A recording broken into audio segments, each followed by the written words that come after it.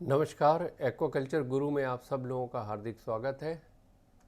आज का टॉपिक है RAS रीसर्कुलेशन एक्वाकल्चर सिस्टम। इसके बारे में हम लोग जानेंगे। Here we go to our first slide. Recirculation aquaculture के पीछे की जितनी भी प्रौद्योगिकी है और जीव विज्ञान है वो बहुत अच्छी तरह से स्थापित है। रीसर्कुलेशन एक्वाकल्चर को बड़े पैमाने पर व्यावसायिक स्तर पर विकास करने के लिए जो लिमिटिंग फैक्टर है वो इसकी इकोनॉमिक्स है, यानी कि ये बहुत ज़्यादा पैसा लगा करके ये सेटअप बनता है और इसका रनिंग कॉस्ट भी हायर होता है, तो इसकी इकोनॉमिक्स थोड़ी सी गड़बड़ हो जाती है। इसलिए ये लिमिटिंग फैक्टर की तरह काम करता है। और वर्तमान में जो सबसे सफल रीसर्कुलेशन उद्यम है वो उच्च मूल्य वाली मछली के आला बाज़ारों पर अपना ध्यान केंद्रित करती है, यानी कि प्रीमियम सेगमेंट की मछलियों के ऊपर वो ज़्यादा ध्यान देते हैं। रीसर्कुलेशन एक्वाकल्चर सिस्टम जो है वो बेसिकली एक लाइफ सपोर्ट सिस्टम है, यानी कि एक जीवन समर्थन प्रणाली है जिसमें सिस्टम के माध्यम से जो प्रसारित होने वाला पानी है उसको रिकंडीशन किया जाता है और सिस्टम के कुल पानी की 10% से ज़्यादा मात्रा को रोज़ चेंज नहीं किया जाना चाहिए। जितना कम चेंज हो उतना अच्छा।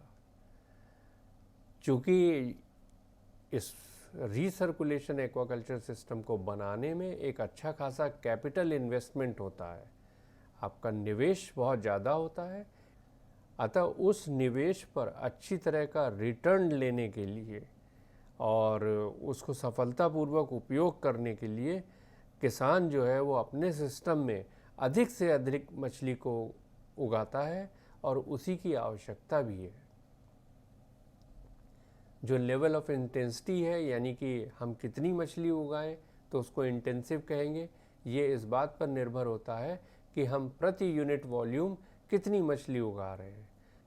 अतः ऐसी प्रणाली जिसमें हम एटमॉस्फेरिक ऑक्सीजन का प्रयोग करते हैं उसकी जो अपर लिमिट है वो 60 केजी प्रति क्यूबिक मीटर से ज़्यादा मछली नहीं उगाई जा सकती।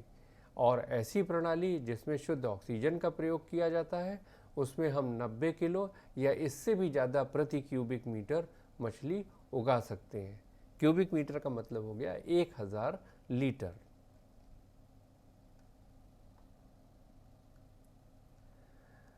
अब इतनी ज़्यादा मछलियों को कम पानी में रखेंगे तो उसके लिए जो आपका सिस्टम होना चाहिए वो बहुत अच्छी तरह से डिज़ाइन होना चाहिए।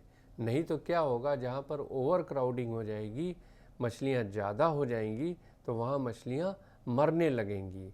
या तो मछली डूब के मर जाएगी या तो उसमें नाइट्रोजनस वेस्ट जो है उसके कारण उसको पॉइज़न हो जाएगा और उससे वो मर जाएगी।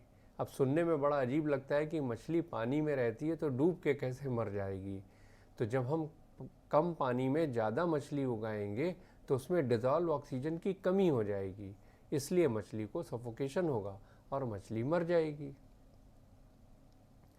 तो इसलिए हमें एक ऐसे सिस्टम की ज़रूरत है जहाँ पर पानी जिसमें हम मछली उगा रहे हैं उसमें से बराबर कार्बन डाइऑक्साइड और अमोनिया को निकाला जाए और उसमें ऑक्सीजन बाहर से ऐड किया जाए।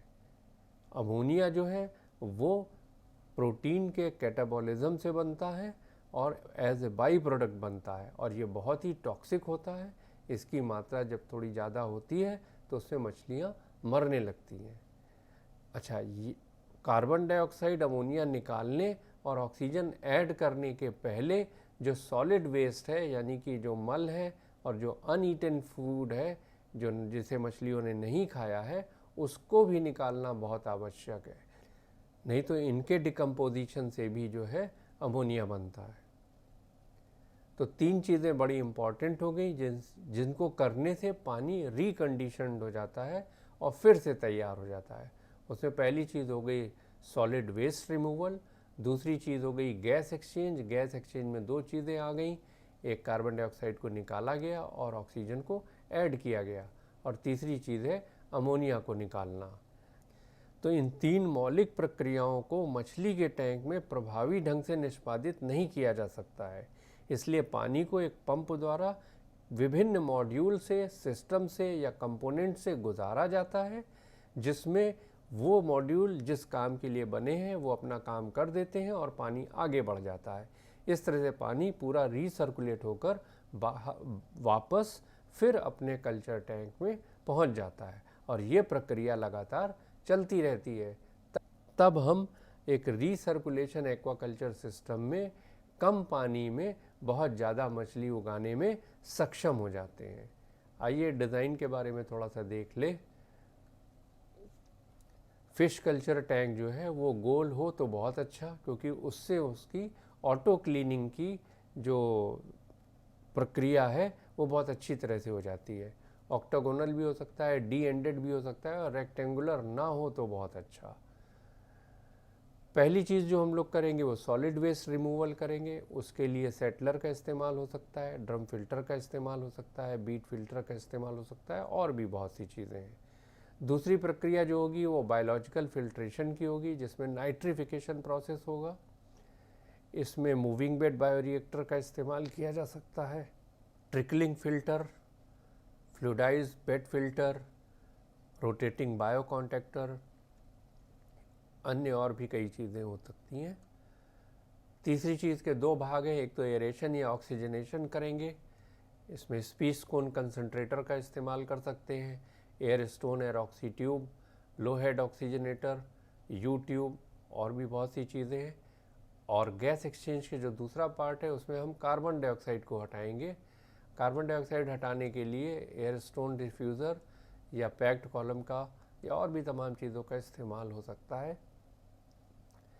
हमारे सेंटर में जो हम लोग इस्तेमाल करते हैं वो राउंड टैंक इस्तेमाल करते हैं। ये राउंड टैंक देखिए, ये 4000 लीटर का हमारा RAS का बड़ा सफलतापूर्वक चलने वाला एक सिस्टम है। इसमें सॉलिड वेस्ट रिमूवल के लिए हम लोग सेटलर का इस्तेमाल करते हैं। ये सेटलर है जिसमें सॉलिड वेस्ट रिमूवल समय समय पर अपने आप निकाल दिया जाता है। सस्पेंडेड सॉलिड्स के लिए हम लोग ड्रम फिल्टर का इस्तेमाल करते हैं, जिससे सस्पेंडेड सॉलिड्स निकाल दिए जाते हैं। बायोलॉजिकल फिल्ट्रेशन के लिए मूविंग बेड बायोरिएक्टर का इस्तेमाल करते हैं। एरेशन या ऑक्सीजनेशन के लिए स्पीस कोन का इस्तेमाल करते हैं। ये फ़िलहाल हम लोग जो इस्तेमाल करते हैं उसमें शुद्ध ऑक्सीजन इस्तेमाल होती है। एयर स्टोन डिफ्यूज़र, ये हम लोग ने यहाँ ओपन कॉलम बना रखा है, जिसमें CO2 स्ट्रिपिंग यानी कि कार्बन डाइऑक्साइड का निवारण होता है। तो ये 3 प्रक्रिया बहुत ज़रूरी है जो सारे के सारे रीसर्कुलेटिंग एक्वाकल्चर प्रोडक्शन सिस्टम में इसेंशियल है। Solid waste removal, biological filtration और गैस एक्सचेंज। गैस एक्सचेंज में एरेशन या ऑक्सीजनेशन और कार्बन डाइऑक्साइड स्ट्रिपिंग।